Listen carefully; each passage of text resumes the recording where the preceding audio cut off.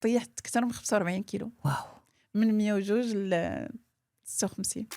شنو اللي حببك في راسك وخلاك انك تبغي تبدلي جوستومون لو كور ديالك؟ الوغ اول حاجه مني كتكون ندير دي ستاندار وتتبقى ديما غادي على هذوك لي ستاندار، انه ديما انا فحال هكذا كتليميت راسك، بحال الا كتحدد نفسك في واحد القالب. داكشي كنتي كتقولي على راسك انا غليظه، جو سوي كونداني ريست كوم سا، انا غليظه غنبقى حياتي كلها غليظ.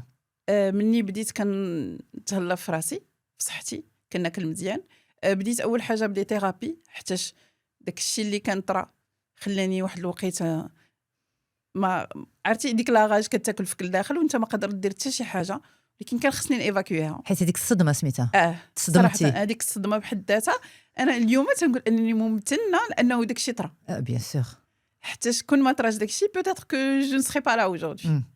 مي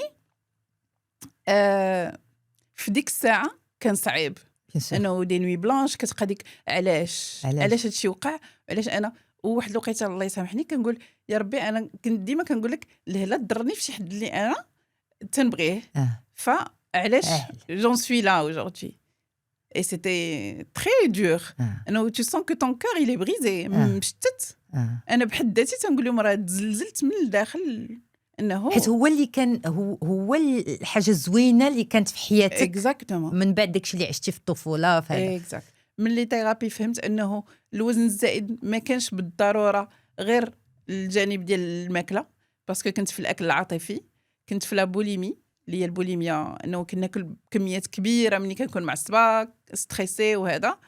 وفي التالي دزت لانني نبدا نسورفيي شنو كناكل، نرد البال. لو سكر بزاف راه كيضر، سورتو افيك بيان سور لي زانتيسيدون ديال لو كونسير اللي عندنا في العائله. بزاف الناس من عائلتي تا هما توفاو بمرض السرطان، فبدا هذاك الوعي بالصحه.